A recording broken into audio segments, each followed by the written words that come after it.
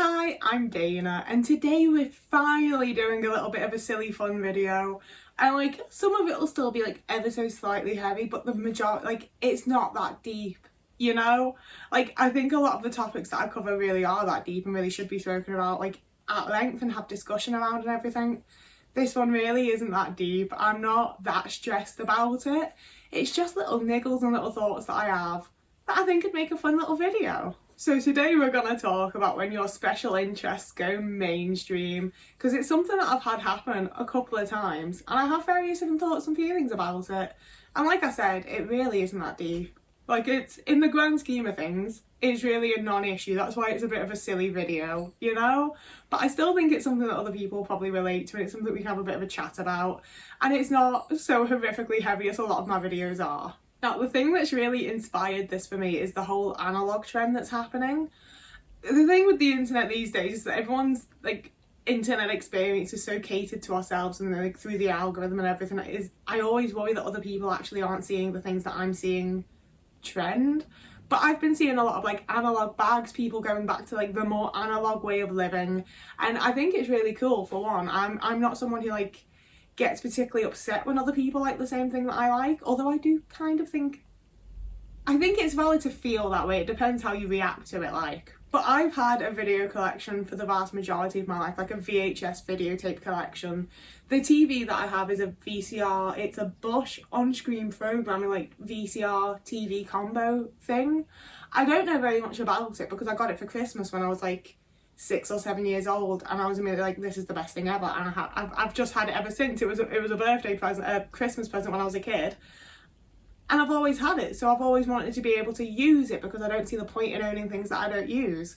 So I watch videotapes, I watch things on tape. I like having a videotape collection, and in having that analogue collection, it naturally expanded that people would be oh, you're into videotapes, do you want these cassette tapes, do you want these records, do you want this random old shit? And yes, I do. So I've had a big cassette tape collection for a while, and I have only recently gotten a cassette player that works again, because beyond the one that I have that works, I have 3 other tape players, and they've just slowly over the years stopped working. I at one point was someone who had the clip-on portable cassette player, and that was what I listened to my music on for a good year and a half.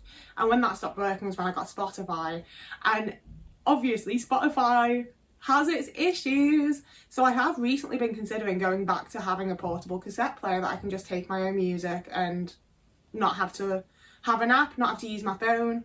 Just I already own these things. It's not something obviously I do own portable cassette players, but I would need to buy a working one or figure out someone I can send them off to get fixed or something. But I don't want to say it's my thing, because I very much, the only thing that I consider to be my thing is Ashes to Ashes. Everything else is it's a thing that I really enjoy, and I like that I can meet other people that are into it and it can be our thing, and it's a thing that people like. I don't necessarily see it as my thing. But once it starts to become a trend and there's teenagers on TikTok doing it, I am that's my thing. That's my thing. You've taken my thing.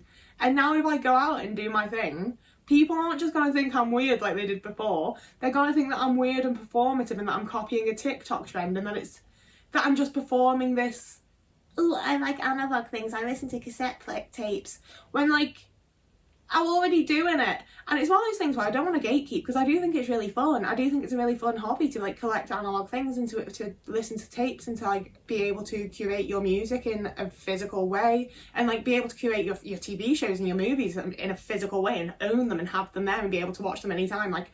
I think it's magical, I like it because I like it, so I can see why other people would also like it. And I especially understand with the TikTok teenagers, they're teenagers, obviously they're developing their personalities and they're going to find things and try things, and it's a good thing. But there is also definitely just that level of this is going to change the perception that people have of me when I do this thing, even though I was already doing the thing, and I've only just managed to wrap my head around how people have been perceiving me doing this thing in the first place. And now other people are going to be doing the thing and change the perception that I have when I do it. And like I said at the start, it's not that deep. At the end of the day, I'm still going to do whatever the fuck it is that I want to do. I think that everyone else should also do what they want to do. And if those things align and we sometimes all do the same thing, I'm not really all that bothered in the grand scheme of things.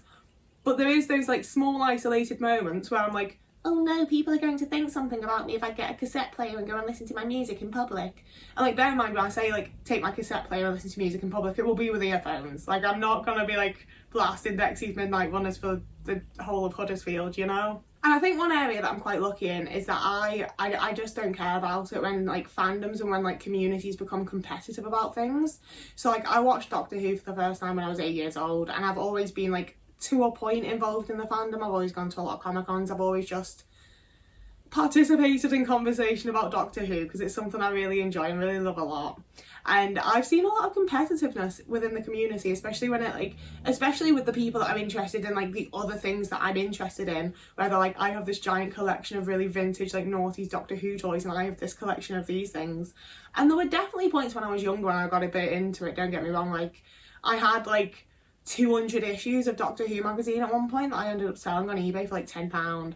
Like, I definitely wanted to be one of those people that had like the giant collections, and when I was younger it definitely like affected me. But I also just, I see the competitiveness happening and I understand that it is happening and I can see why, and people like want to be like the fan. But I also like, a lot of it's a bit shit, isn't it? Like, there is just, there is nowhere in my house that I would be comfortable with having that like Dalek sect fucking mask thing that people have. You know, like, I understand that it's like a cool vintage thing and it's part of people's collections. I don't want it. Like, that's the only reason I'm not getting competitive about it, is I don't want it. If someone else popped up and was like, oh yeah, I have the biggest Ashes to Ashes collection, we'd be having words. That's what I would get. Actually, like, I think my autism would take over and I would lose a lot of rationality. I'd be like, no, I am the fan, it is me. But for a lot of other things, I just think we should all enjoy it and get on and have a nice time and like it together for the most part. But then sometimes, and I'll give like a lot of these tales are from when I was younger, because I didn't know I was autistic. I didn't understand why I felt so strongly about the things that I felt strongly about. Like, teenagers are already just a bit weird and overreactive, aren't we? Oh God, I am not a teenager anymore. But when I was definitely a bit, I would say maybe I was a bit more weird and overreactive than a lot of teenagers, but like, I don't think I was that insane compared to the general teenager, you know? However, in 2008, my family moved to Denmark and my dad took me to see Twilight in the cinema. It was just like the only film that was on at the time. We'd walked into the cinema and been like, get us a ticket to the next thing. Oh, it's this thing called Twilight, let's go in. And oh my fucking God, I remember just being transfixed to the screen and being like, this is it. This is it. This is my new thing now. This is everything to me. I fucking love this thing. So my dad took me to the bookshop afterwards and bought me the first Twilight novel.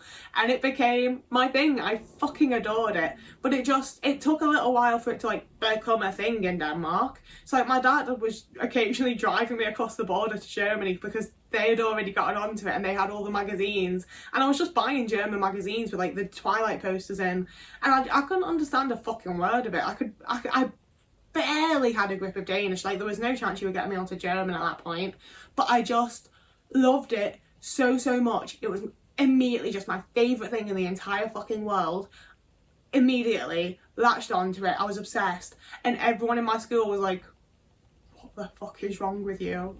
What is this thing? Why are you so fucking weird? Oh, there's vampires, are there?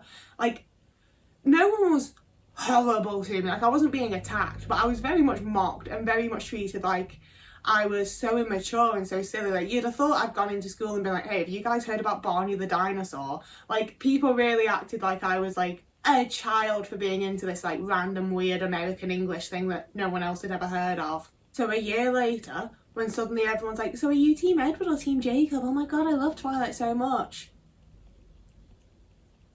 The rage that I fucking felt. I was so angry. I very much took the teen stance of like, you don't even understand it properly, you don't even know what it's about, you don't get it like I do. Like, it pissed me off so much that I'd been like, I treated like I was so silly when I was telling them no, it's the best thing in the world. And then as soon as like someone else told them it was the best thing in the world, it really was the best thing in the world, but not when I said it. Oh God, no, Dana doesn't know anything. Like, like I say, not that deep, but also I don't think I'd felt rage like it in my like 13 years of living. Like, it really fucking pissed me off. And it pissed me off again when everyone got really into it and then all of a sudden everyone fucking hated it and everyone was like, oh, still a better love story than Twilight. Like, You all gagged with it like 10 minutes ago, mate. And I've been here fucking gagged with it for 3 years. And now everyone hates it. Like, 2012 was a confusing time for me. But like, that was the closest I've come to like gatekeeping anything, you know, is when I tried really hard to share it with everyone and then no one liked it. And then when they did like it, I was like, well, you shouldn't. Fuck you. Like, I do very much want people to enjoy the things that I enjoy. Like the point of setting up the Discord that I have originally was mostly so that we could all watch Ashes to Ashes together and I could make like the people that were watching my videos and chatting with me watch it with me. And like, see, it's one of those things where I love introducing people to Ashes. I love getting people to watch it. I love people being like, wow, I'm so glad you had me watch it. It's such a great show. Because I'm like, yeah, it fucking is, isn't it? If anyone in any way hinted that they think they like it as much as I do,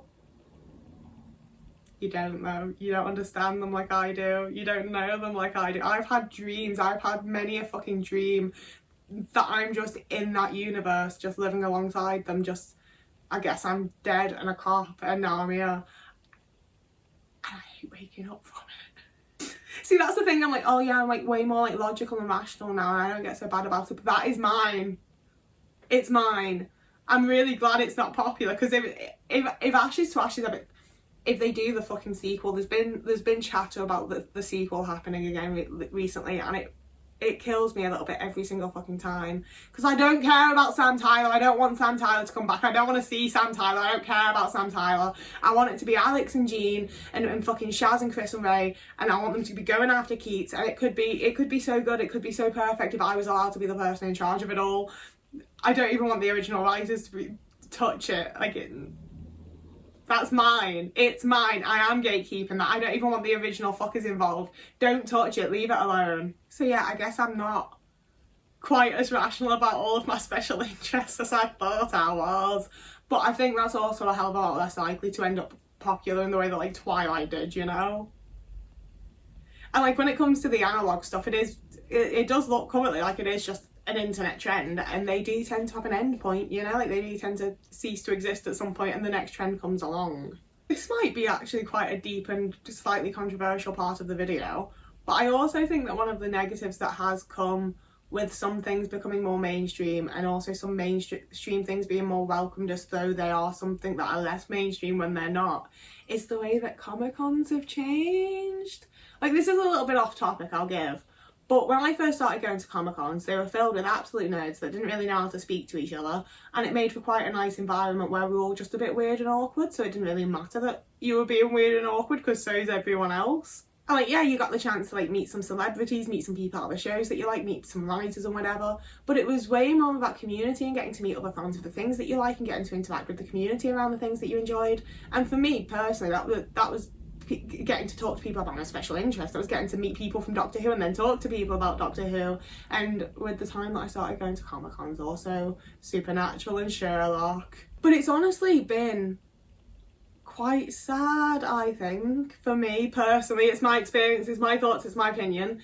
Since like probably like 2018, more and more Comic-Con stuff has been catered towards like quite mainstream things, and it's been quite mainstream people. And I've had many an occasion at Comic-Cons now where I've been made to feel quite silly and immature and just a bit like looked down upon for being excited about things, for having a little cry after meeting Matt Smith, for like being my autistic self at a Comic-Con, because there's just so many people there now that aren't awkward and weird, and they think that I'm awkward and weird, and they want me to know that they think I'm awkward and weird, and they don't care if I know it, and it's not the most pleasant environment anymore. And I don't entirely know where I'm going with that point, I'll give, but I think it's something to do with when things get more popular, the community and like becomes a lot larger, and there's a lot of different types of people, whereas before it was perhaps like more of a niche community of people that had more things in common.